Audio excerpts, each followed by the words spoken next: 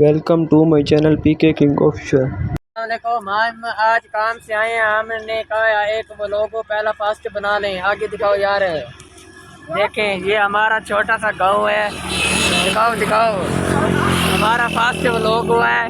इधर जाओ, दुकान इनको दिखाते हैं, आगे ले जाओ दिखाते हैं। ये दोस्तों हम दुकान पे पहुंच रहे हैं। अब 10 रुपए की शेयर लेते हैं। दिखाओ यार, पापड़ भाई, पापड़ यार एक दो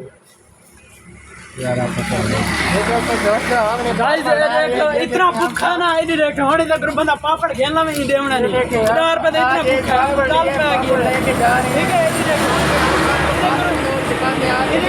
पापड़ नहीं खाना आगे ले देख लो इतना भूखा वाली दुकान देख लो इतना दरवाजा बंद कर दो पापड़ खा इलाका है।